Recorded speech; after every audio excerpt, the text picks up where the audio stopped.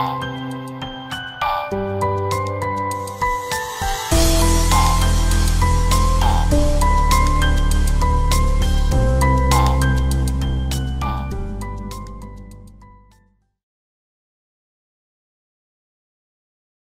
everyone, and welcome to this meetup under the auspices of the Brochure Foundation. I'm Sally Davies, editor at Eon Magazine, and it's my pleasure and privilege to host this meeting discussing cross-cultural perspectives on death and dying. Now, death is at one level, of course, an immovable biological fact, the domain of doctors and scientists, yet it's also a profoundly contingent phenomenon shaped over time by social, historical, and economic forces, and touching upon deep questions about the self, personhood, and the systems in which these entities are embedded. So today we're going to be unpacking some of these themes, hearing about 3 different approaches to death and dying spanning the US, Sub-Saharan Africa, and Japan. So before I hand over to our panelists, just a little bit of housekeeping. The meetup is going to last for approximately an hour. In the first half hour, we're going to hear presentations from each of the panelists, and then in the last half hour, we'll open up the floor to questions. So please do feel free to pose any thoughts or questions in the Q&A, and we'll then pick those up in the second half of the webinar. So before we begin, I'll just ask each of our panelists to introduce themselves in the order that they appear on my screen. So I'll start here with Miho. I'm Miho Tanaka. I'm working as a senior researcher at the Japan Medical Association Research Institute. And I'm also a PhD student at the Ritsumeikan University, so specializing in medical ethics. So nice to meet you. Thank you so much, Miho. Nancy, would you like to go next? Thank you, Sally. I'm Nancy Jecker. I'm a professor at the University of Washington School of Medicine in Seattle, and I'm a visiting professor at the African Center for Epistemology and Philosophy of Science at the University of Johannesburg. I'm also doing a stint as president of the International Association of Bioethics. Thank you, Nancy. And Gail, over to you. Thank you, Sally. My name is Gail Van Norman. I'm a professor emeritus of anesthesiology and pain medicine at the University of Washington School of Medicine, and a past adjunct professor in the Department of Bioethics, and a career-long clinical ethicist, as well as a past Brochure Foundation scholar. Fantastic. Thank you all. So I'm going to start by inviting Nancy to give her presentation on perceptions of death and dying in Sub-Saharan Africa. Nancy, over to you. Wonderful. So I'll be speaking today about African approaches to the end of life. And I want to preface my remarks by saying that I'll be identifying certain views as African. And I'll use that term as shorthand for saying that these views are widely held among people living south of the Sahara. They're not, of course, held by all or only people in that region. They're held by some people outside the region. And I don't mean to suggest that they're pure or untouched by outside influences. So this is a very broad topic, and to focus it, I'm going to home in on 3 questions. First, since death is the ending of a person, I'm going to start by asking, what is a person? And next, I'll ask, what is death? What does it mean to say a person no longer exists? And I'll end by saying something about African approaches to assisting death, hastening death, and how this broad framework informs those questions. So let's start with the first question, what is a person? African philosophy conceives of personhood in terms of 5 salient features, and I'll be talking about each of these. First, extrinsic; second, earned; third, scalar; fourth, changing; and 5th, derivative. So starting with the first, extrinsic, this is very central to the notion of what a person is, and as you'll see, it informs how death is approached.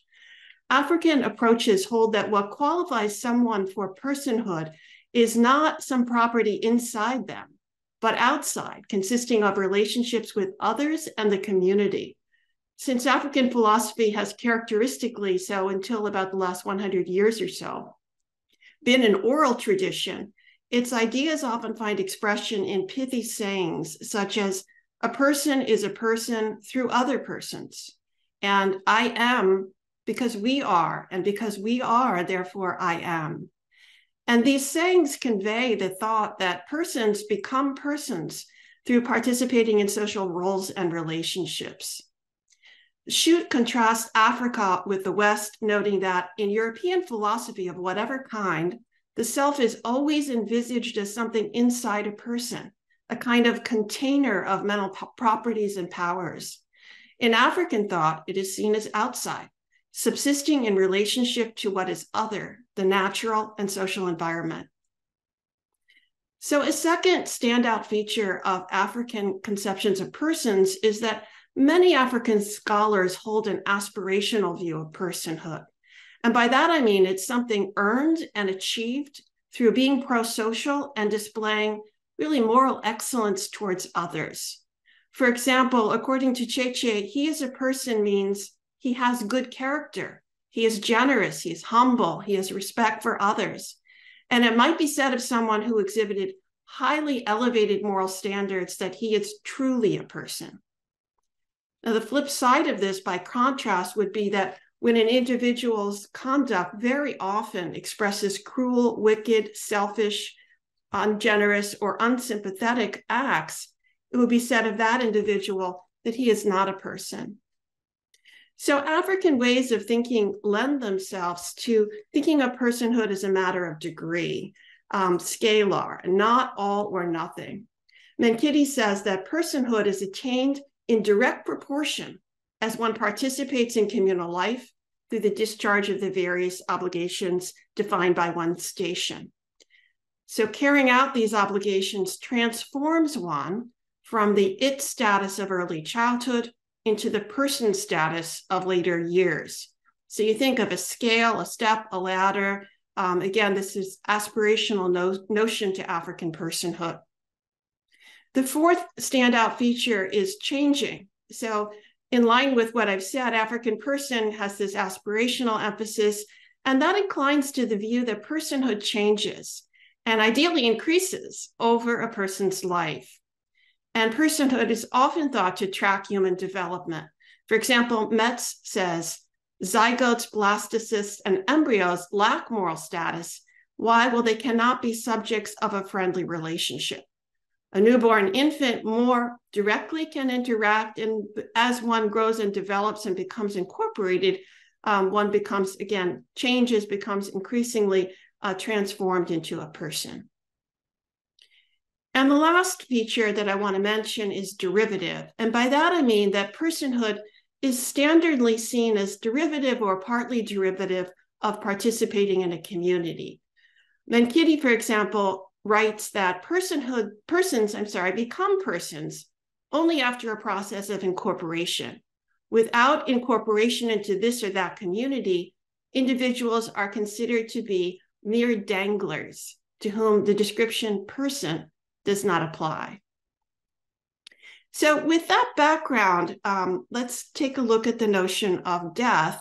And before we talk about assisted death or questions about hastening death, I want to focus first on what is death? What does it mean for a person, in the way that I've described this African conception of a person, to cease to exist? So African approaches view a person's death also as a process that unfolds gradually over time as a deceased is unincorporated. After biological death, the deceased must undergo burial and a funeral ceremony, which mark a kind of rite of passage into the land of ancestors. Not uncommonly, the funeral, for practical reasons, might be delayed. A community might be in the middle of planting season, and they may wait until it ends to plan a funeral. Or there may be disputes over property division or who will take on the deceased roles, and that can lead to further delay. So before the funeral occurs, the newly deceased is, I guess, technically still an ancestor, but they're also residing among the living or the undeparted, and they've not yet received an essential rite of passage. After the funeral and burial, the deceased becomes an ancestor. And an ancestor has a continuing role in the community. For example, their teachings might be called on to settle disputes, even in a court of law, or invoked in community ceremonies or celebrations. However, when remembrances and feelings toward the deceased eventually vanish, the journey of personhood reaches its terminus, and the individual joins what Menkiti calls the nameless dead. And by that, he means one fragment among many that constitute, and I'm quoting now, an undifferentiated mass of clan and tribal spirits. So Menkiti writes that at this stage, the human person that came into the world as an it, again, without a moral individuation and without a name, goes out of the world an it, also without moral individuation and without a name. And so there's a kind of symmetry that is complete, and this journey, this destination is now final, it's now over. So the cessation of African person is generally regarded as a natural occurrence, in contrast to some Christian views which hold that human beings have immortal souls that can come back into existence at a final resurrection. So this really is a terminus. So given that conception of personhood and this conception, corresponding conception of what it means for a person to cease to exist, how might an African approach to end of life, to hastening death look? What might it look like? I'm going to turn finally to the question of hastening a person's death, assisting a person to die. And from an African standpoint, whether it is ethically permissible to hasten death is going to depend upon a number of factors, and here are some of them. What is the cause of disease? How's that understood? The patient's condition, who decides, and who does the hastening. And these are all central to the ethics of assisted death. So let me say a little bit briefly about each of them, beginning with the source of disease. Traditional African conceptions identify two root causes of disease. The first is human moral or social failure. So this would consist, for example, of fractured relationships. And second, disease might be due to natural conditions, such as cancer or an accident. Now, if the basis for disease is social or moral, healing requires community engagement and restoring relational harmony, perhaps drawing on diviners or traditional healers to help mend relations. If the basis for disease, on the other hand, is considered biological, the situation is really entirely different. If the patient, for example, can no longer join in relationships and continue contributing to the community, hastening death might be ethically permitted on the ground that a life detached from helping others is meaningless. The human being has already ceased being a person in the moral sense. So very different orientation depending on what the root cause of disease is understood to be. And that also relates to the patient's condition. So considering the patient's condition, again, a central concern is going to be whether the patient can join in relationships and be a pro-social part of the community. Hastening death might be permissible if this is no longer possible. One way of expressing this is to say a life detached from helping others is meaningless. The human being has already ceased being a person in the moral sense. Referring to the Akan of Ghana, Wiridu says, what gives meaning to life is usefulness to self, family, community, and the species. Nothing transcending life in human society enters into the constitution of the meaning of life. There is not, in contrast, for instance, to Christian belief, any notion of an afterlife or possible salvation and eternal bliss. So these considerations are not part of the understanding. And then another factor is who decides. The decision about whether to hasten death should not be made alone on this view, but in the context of community of which the patient is a part.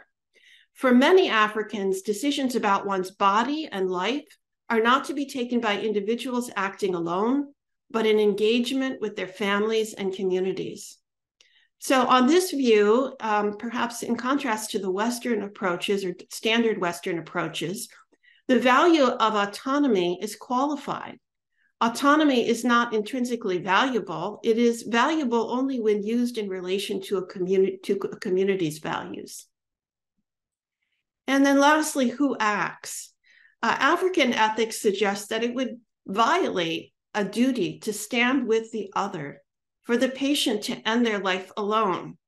And it would essentially be tantamount to abandonment. If hastening death is permissible, the health professional should be present for the patient. So there's a strong taboo in general about suicide and so-called assisted suicide. That term is controversial, but having the physician prescribe a medication, a lethal dose of medication that the patient self-administers would be problematic for the same reason. The patient is alone without community in his final hour. So to sum up, the definition of death presupposes a conception of what a person is. And I hope we'll keep that in mind as we discuss hastening death from a variety of different cultural perspectives. There's some presuppositions about what a person is. African views regard personhood as extrinsic, earned, scalar, changing, and derivative. And the physician may be permitted to hasten death, but patients should not end their own lives. And that pretty much completes my presentation. So I'm going to stop the share. Thank you, Nancy. That's fascinating. Lots of threads I'd like to pick up there, but I'm going to move us right along so we can come back to the conversation. Miho, would you like to give your presentation next? The title of my presentation is Current State of End-of-Life Care in Japan, focusing on policy and social cultural characteristics. Overview. This slide shows the overview of my presentation. Let us review the basic healthcare system in Japan. Japan is a super age society and has the highest population aging rate, 29.1%. In Japan, there is no law on end-of-life care, advanced electives, or advanced care planning.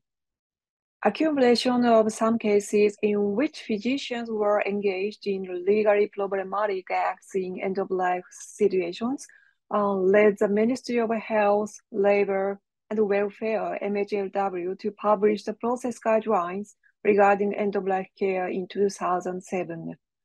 In 2012, non-partisan MPs announced a draft bill on the practice of foregoing life-sustaining treatments.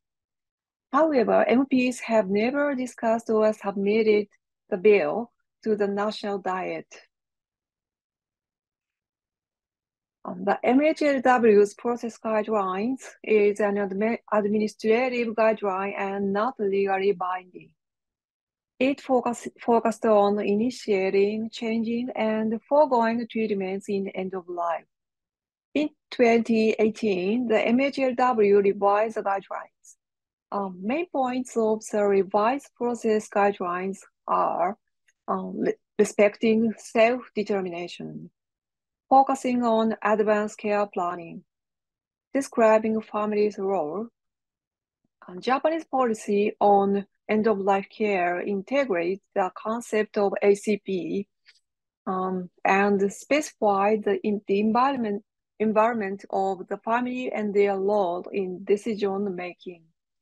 In Japan, it is customary to emphasize family environment in decision-making, such as social or cultural characteristics may influence patient preferences, particularly at the end of life.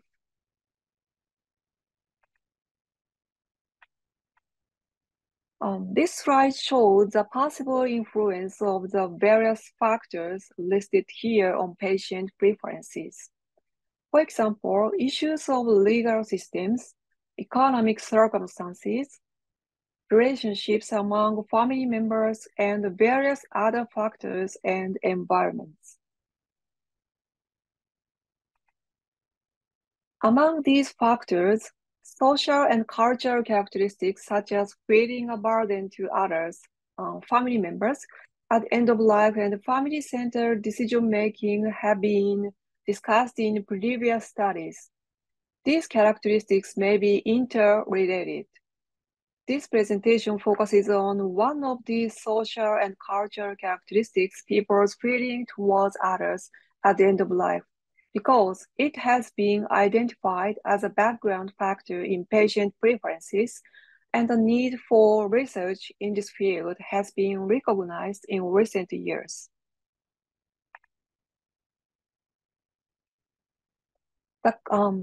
The concept of the feeling of being a burden to others is expressed as a self-perceived burden as well.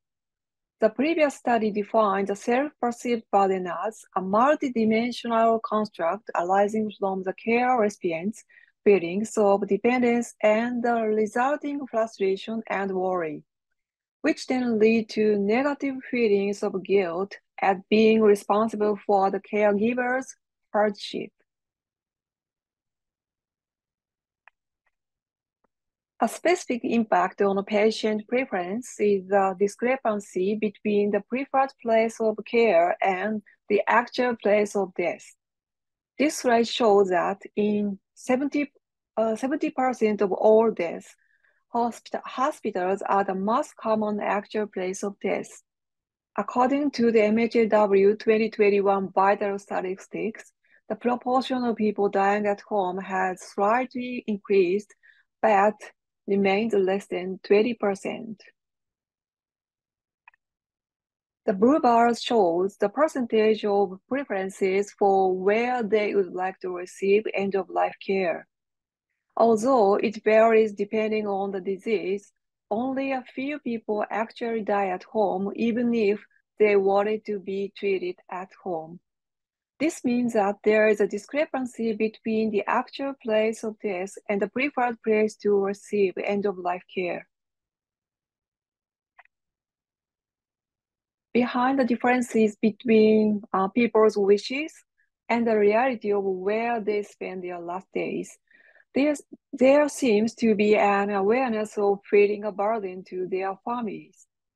The Davies the Life Design Institute, found that the home is preferred, but also an unfeasible place to spend the last days of life. A majority of respondents would like to stay at home, but find it difficult to do so. The most common reason given was because it is cause a burden or inconvenience to my family, with over 80% of both women and men giving this reason. Finally, let me suggest a few to discuss.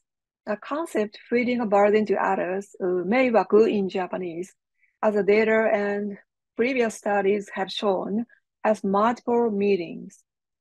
In a sense, it can be considered ambiguous. We need to find out what lies behind the words, "I don't want to be a burden to others." The first one is other attitude and factors behind such feeling. Secondly, we should consider the impact of entrenched family-centered decision-making. It is one of the characteristics of end-of-life decision-making in Japan. The last one is policy challenges in health, social care, and long-term care. For patients and their families, illness is a heavy financial, physical, and emotional burden. However, it is not unique to Japan. Furthermore, care should also be taken when talking about social and cultural characteristics to avoid stereotyping. In any case, decision about end-of-life care and treatment must be individualized, regardless of the country.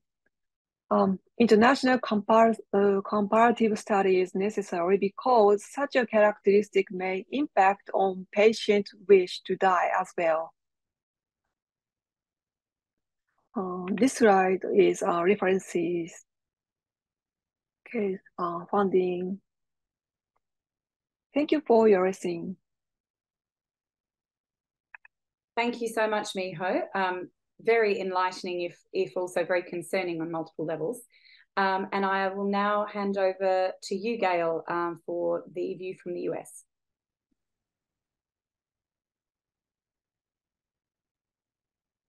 Thank you very much, Sally. I want to, the thing I want to talk about today is a controversy, about declaring death in the United States that really is based in some cultural considerations.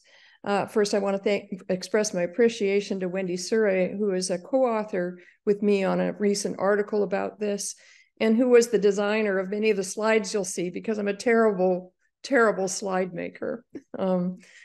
I want to talk about, in the United States, there are really two ways that death is medically declared. The first is if you have irreversible cessation of function of the heart and lungs, so cardiopulmonary cessation, so your heartbeat stops.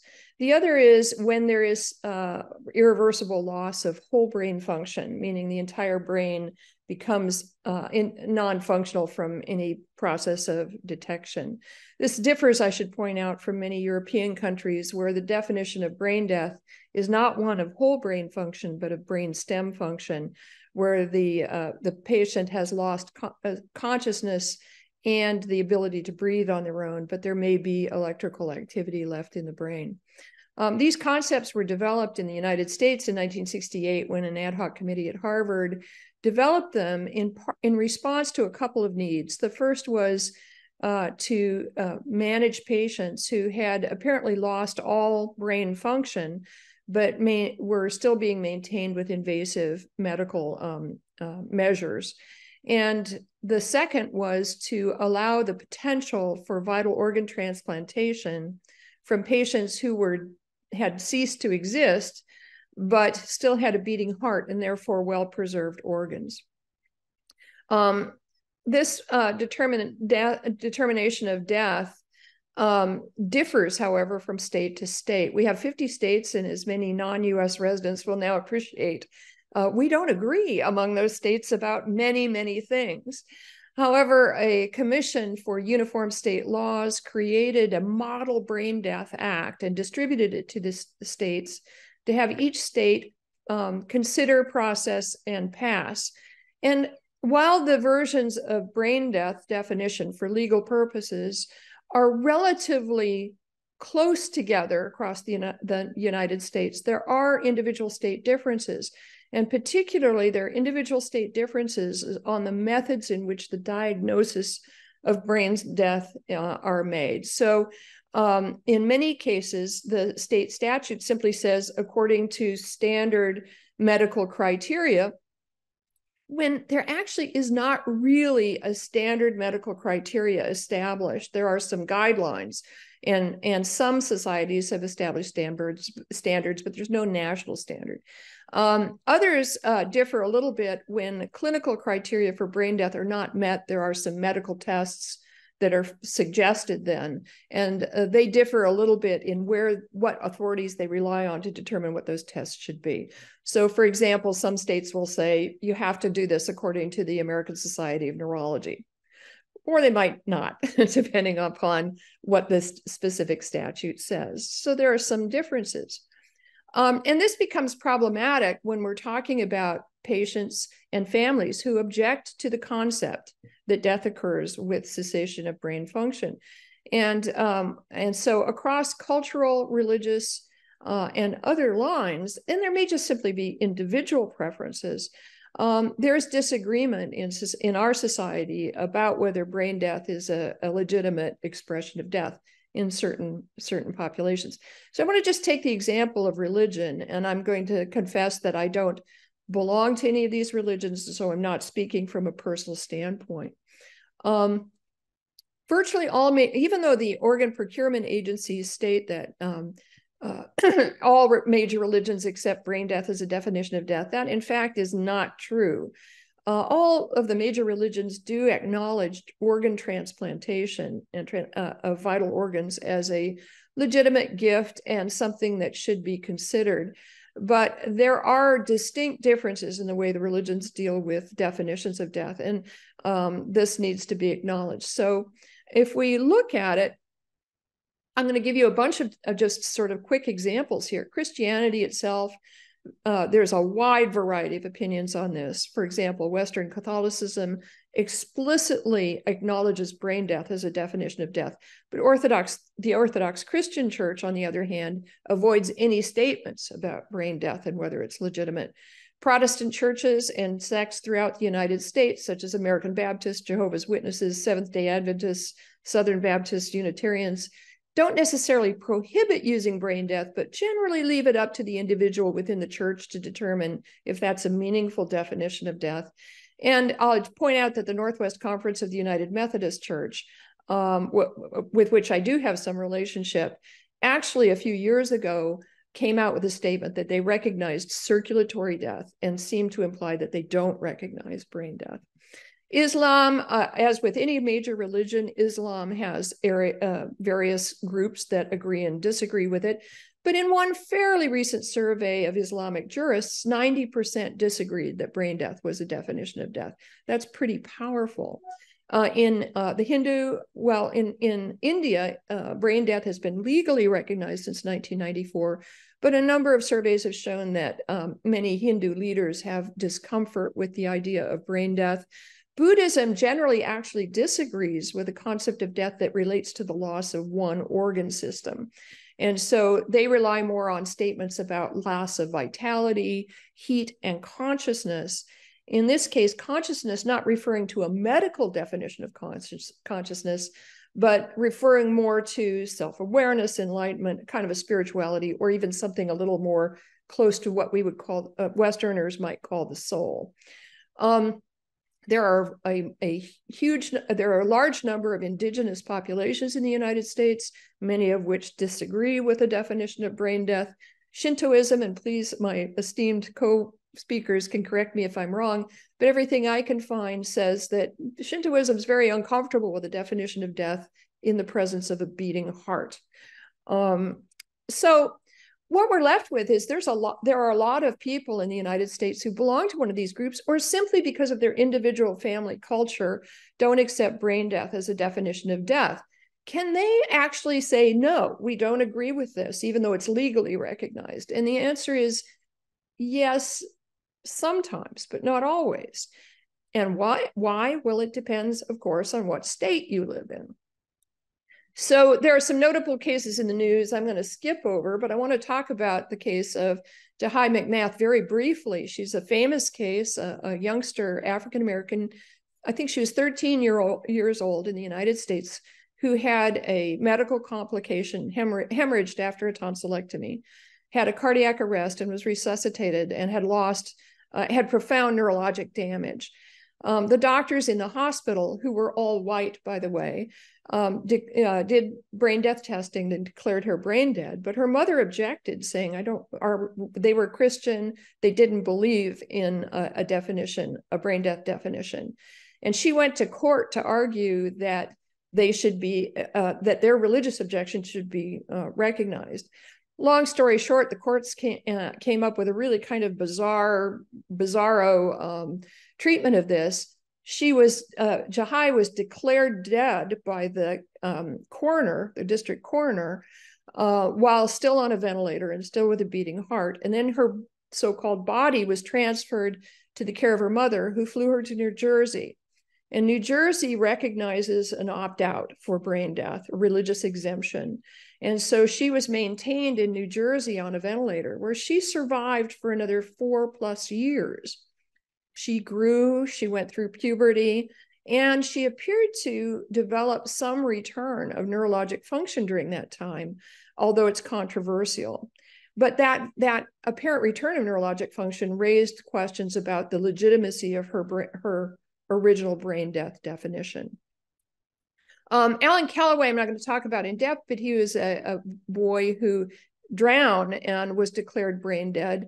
And the mother in this case objected and went to court on the grounds that it took medical testing to make the brain death diagnosis, that medical testing and treatment requires informed consent of the patient or their legitimate surrogate, and that nobody had obtained her consent to even test Alan for brain death, and that therefore he could not be declared brain dead on that criteria. So that raised the question of, should informed consent be a part of brain death declaration? And of course, doctors have come out forcefully against this. largely, to my belief, out of being affronted by the challenge of their sovereignty, if you would, in declaring death. There have been arguments advanced that one test for brain death, called apnea testing, is not healthcare, that determination of death is a clinical situation that only doctors can determine, and that we don't require informed consent to declare someone dead because their heart stopped beating. Why would we require it? Because their brain stopped functioning. As a result, we have a lot of state-to-state differences now. For example, in New York, Kansas, Missouri, and Montana, I put a question mark there because the law is a little hinky. You cannot, a family can demand a religious or other exemption to being having a brain death definition applied. In several other states, in contrary fashion, California, Nevada, and Virginia, the law explicitly states that doctors do not need informed consent and can do this on their own. So what I want to leave you as some thoughts at the end of this is that we have a big multicultural society in which there's a difference of opinion among religious and even private parties about what constitutes death. And yet doctors particularly have been trying to force people into a box and accepting a definition of death that has been medically accepted and legally applied. And I want to ask the question, why? Why do we feel the need to take families who may have philosophical, religious, or other objections to this concept and force them into accepting the definitions that we apply? These are not common instances where families object, relatively speaking.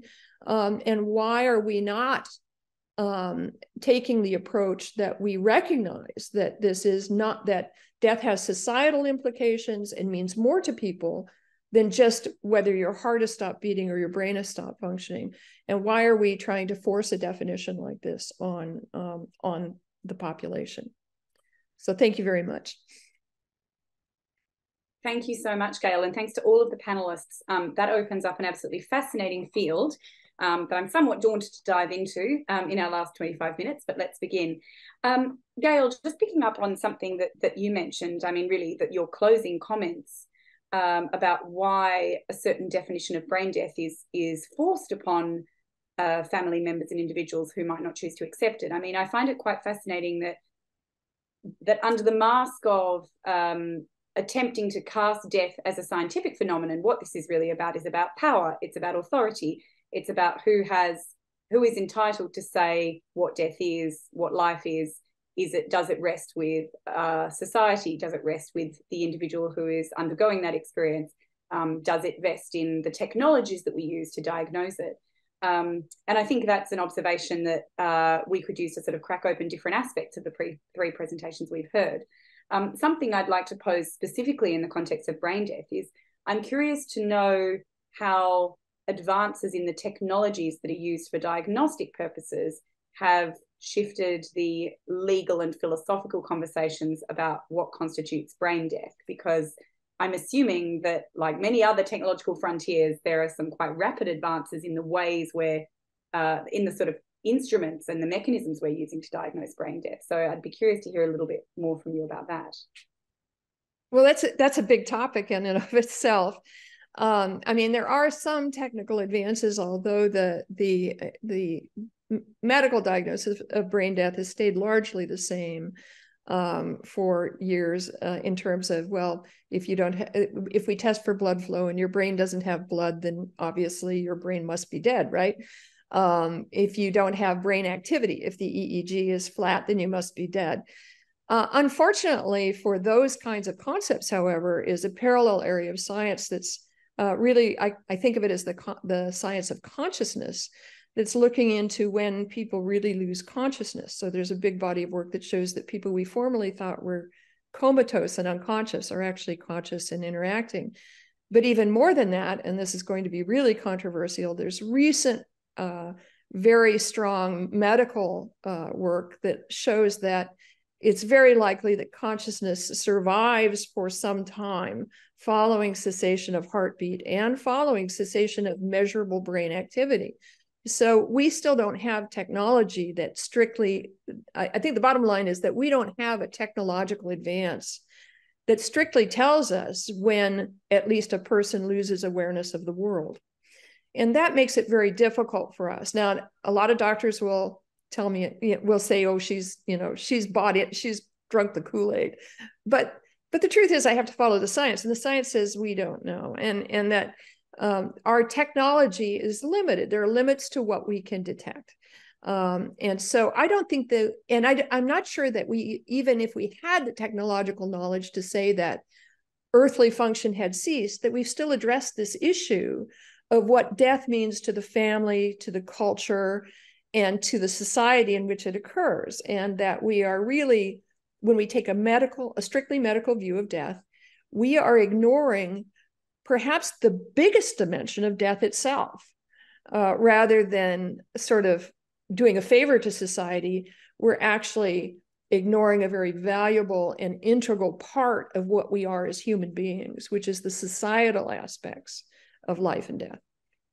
Well, I think that's an excellent on-ramp into bringing Miho and Nancy into this conversation. And something I wanted to interrogate were these dual concepts that you both raised, being Miho, this notion of the burden, the maiwaku, and then Nancy, this notion of utility and personhood in many African societies being constituted through utility. Now, Miho, as I understand it, your presentation kind of made the claim that one of the drivers of over two-thirds of people dying in hospitals, contrary to their wishes, for many of whom that's contrary to their wishes, is because people are concerned about being a burden to their families.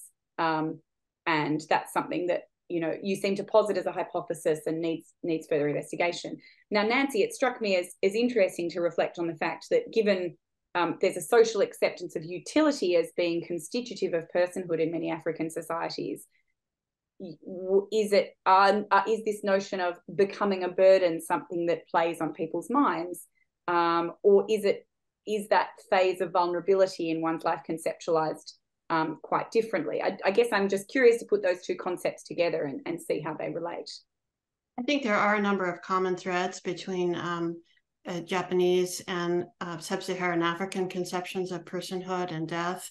I would be cautious about using the term utility because that's a sort of a Western lens already. It's a means ends, that suggests that the person is a means to this social utility. I don't think that's the conception. I think the conception is rather that there's a relational component, and there's a superlative value that resides in these social relational aspects. So it's separating the person as a means to some greater good wouldn't be quite the way that it's framed. But to address your point, I think burdening others, which Miho spoke about so eloquently, and the role it plays in Japanese society, I think is also a salient factor in African thinking about these issues. What I would add, however, is that there's an emphasis on pro-social virtue and moral excellence. And so the notion of pro-social can be variously understood. It might be that someone is a burden on others, but it might be that someone is sort of a catalyst for others developing certain virtues of caring for and being sympathetic with and supporting others, which is itself a quality of moral excellence in African society. So there are different ways of rendering it, is what I would say. Is it a burden, or is it positive in some sense that it promotes virtue? That's a very interesting way of conceptualizing it. So if I understand what you're saying correctly, there would be this notion that instead of the process of becoming infirm and aging and dying being a burden you impose on others, it's actually an opportunity for others to cultivate these qualities through caring for you.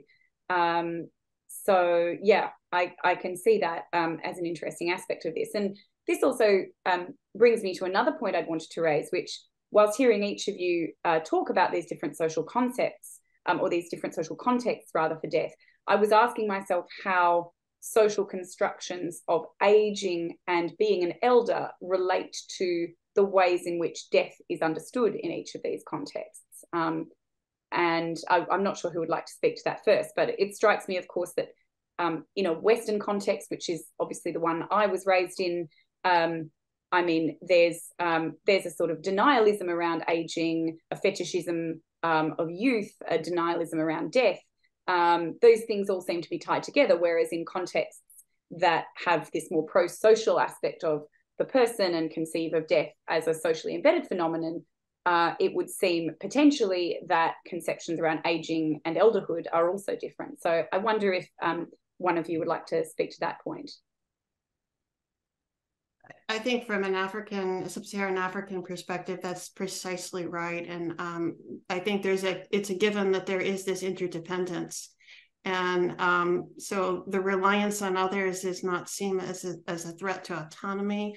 We are already in community. And in contrast to the sort of avoidance approach to aging in many Western societies, I think in much of Sub-Saharan African, an elder is someone who has, in this trajectory of becoming a person on this journey, traveled far and is in many ways held up as someone who has life experience and wisdom and has a higher moral status potentially, although it's not inevitable, but there's an opportunity for a lifelong moral growth that occurs over the course of moving through the stages of one's life. And by the time one reaches the final chapter, I think one's seen as potentially having much more to contributing, being much more incorporated in the social fabric. And so it's a very different stance. And one sees that in funerary practices, the difference between funerals held for children or infants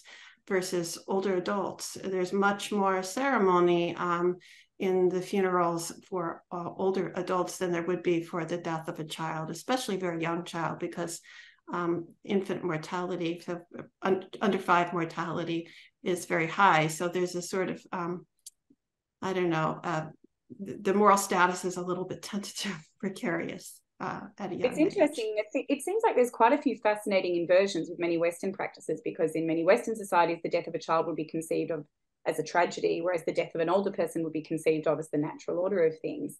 Miho, I wanted to ask, you raise, in this context, you mentioned, of course, that Japan has a very rapidly aging population.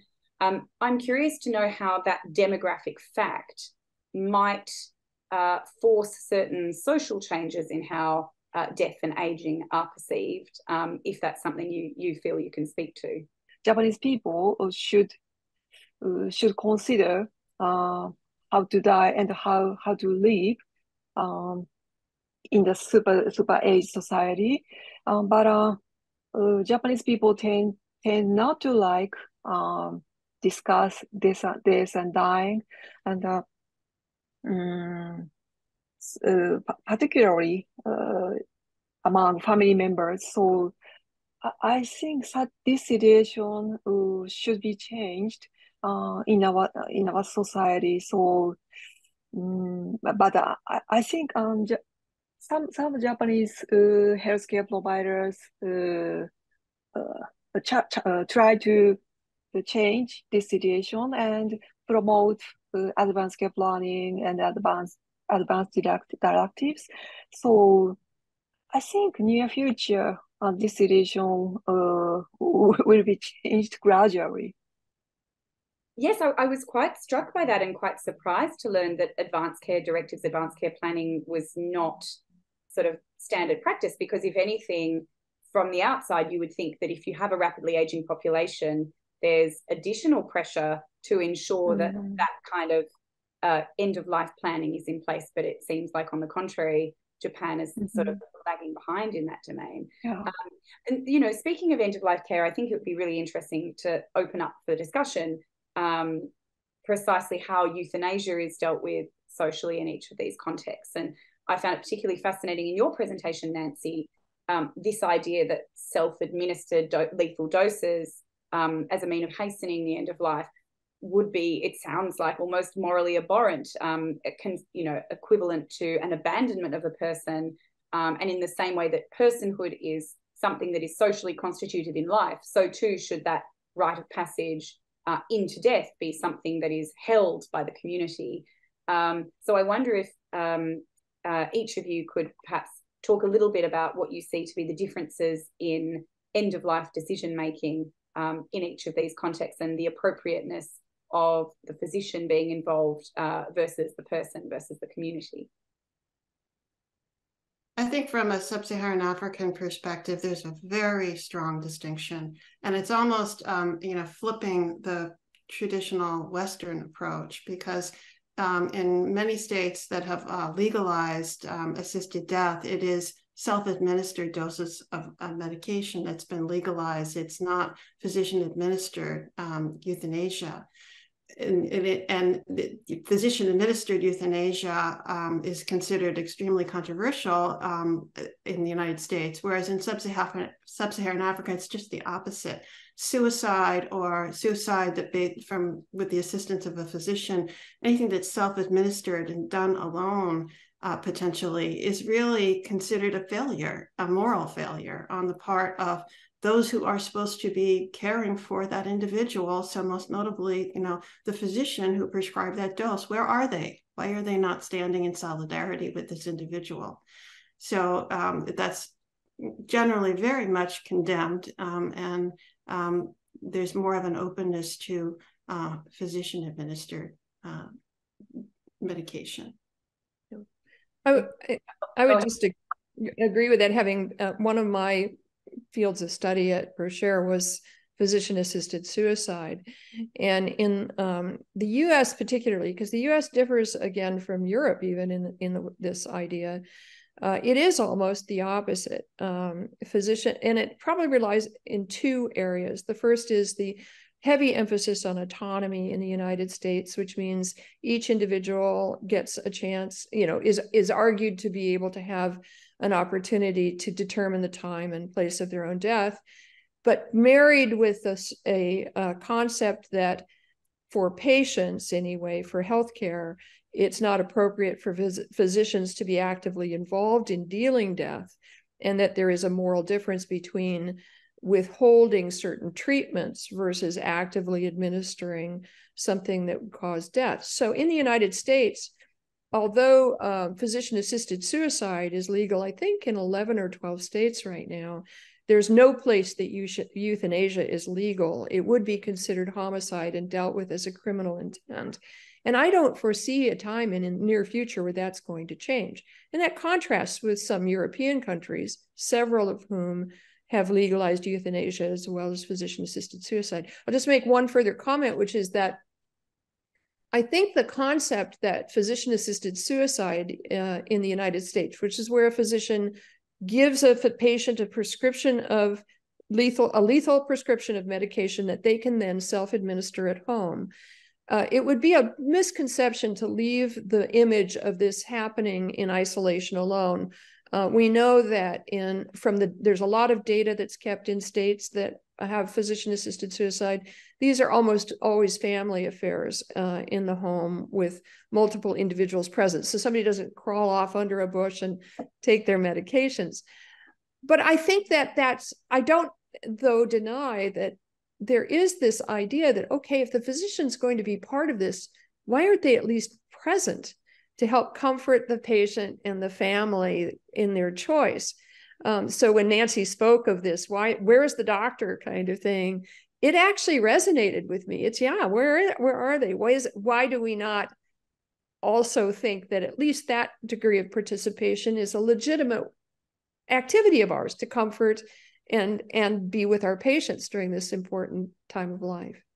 So I'm struck too by this notion that Nancy invoked of solidarity, and so many of the cases that make the news, particularly around brain death, Gail, is there's this adversarial relationship between the physician and the family and the wishes, and then there's this kind of ventriloquism of what the patient would want, as opposed to this sense of a community with everybody filling a role.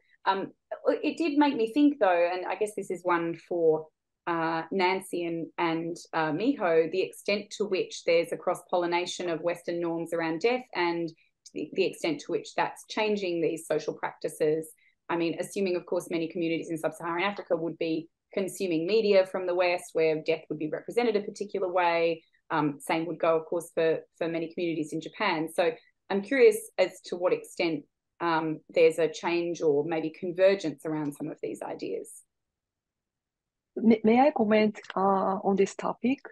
So even in Japan, where there is no law on withdrawing treatment, but views on euthanasia are more positive among Japanese people. So according to the attitude survey, 54% of Japanese respondents believe that physician-assisted dying should be legalized if it is the patient wish and if the patient is terminally ill, but of sound mind and has expressed a clear wish. So I think Japanese people is very curious, has a very complicated and very curious views about end of life. So yeah, I would like to point out this point and situation. So I'm just conscious we're coming to the top of the hour. So maybe to end the discussion, I'd be curious to hear from each of you. What do you think the further areas of research are that need to be pursued, and questions that scholars ought to be answering in order to provide some advances or further clarity in some of these areas? I think globalization is impacting bioethics broadly and including this area in really profound ways. And we need to have more conversations like this where we're bringing, different perspectives and approaches into conversations and trying to gain a mutual understanding and insights from diverse societies. I think this happens in the United States to some extent because it's such a heterogeneous society. But I think globalization is just, forcing our hand. And the other thing that's forcing our hand is that so many of the problems that bioethics faces are global in scope, whether we're talking about, questions related to climate change or pandemics or, artificial intelligence. And we've worked together through, organizations like the World Health Organization on trying to gain some consensus on a definition of death that's not been highly successful. And, as Gail hinted, I don't know that we need to agree, but we do need to be in conversation and have some understanding of different perspectives and do that with some degree of cultural humility. It's not necessarily the case that to show that your view is valuable, you have to show that others are false. So I think some cultural humility and some more cross-cultural fertilization would be good for everyone. Yeah, I'd like to voice my complete agreement with what Nancy's just said. And I love the way you expressed this idea of cultural humility, because I think that's something that is in its infancy in the United States right now. We talk about inclusion and diversity as though it's kind of, nobody thinks it's been accomplished, I don't think, but still we think we know a lot about it. And I don't think we really know much about it at all in terms of understanding how that works. I think we understand poorly what, Sally, you referred to as the adversarial situation between doctors and their patients, which arises probably out of the old paternalism of medicine and wanting to maintain power balance. And I think we have to have more discussion of that and greater education among physicians about the concepts of life and death and how important these are to people outside of their medical context, that the physician in treating the physical body is also treating someone who has other dimensional lives, if you will, and that we shouldn't be looking at just one dimension, the physical dimension of life. So I think we're going to need a lot of research into what can help physicians understand more of that position rather than staying in our little box and trying to force our patients into the box with us. So I think this idea of cultural humility is probably at core here in terms of understanding the concepts of death and how we can most compassionately work with our patients and with our communities about death and dying. I think that's very well observed. And just before I hand over to Miho for the final remarks, I mean, I think we're talking cultural humility here, not just in terms of kind of international cross-cultural conversations, but also micro cultures within the same societies, right? Because it's about recognizing that, you know, the medical discourse that conceptualizes the body a certain way is not the only set of cultural norms that operate in the case of end-of-life care, because there are things that people value that transcend that medical conception of the person. So it's important for physicians to sort of recognize that, seeing they have a role to play, but having this kind of cross-cultural dialogue. So I think that's a really interesting nettle to grasp. Miho, I mean, you've kind of stated what you feel the most important or some important research questions are for you, particularly this notion of the burden and the way in Japanese society it seems to be very operative in causing many people to die in the hospital contrary to their wishes.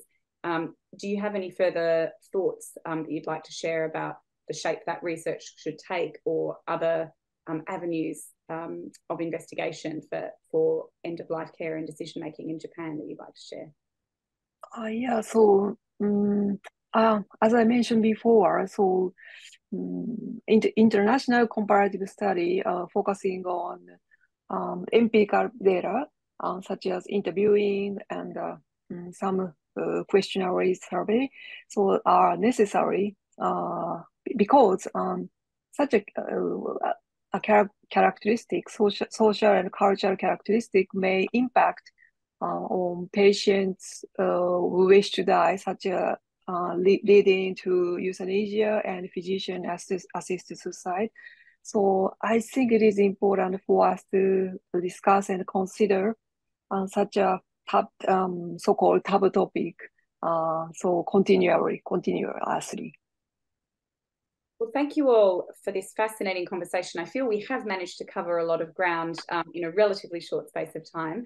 To the audience as well, thank you all for being here. And thanks also to the Brochure Foundation for facilitating this fascinating series of dialogues. So thank you all again, and I'll look forward to seeing some of you at the next meetup, all being well. Thank you. Thank you. Thank you all.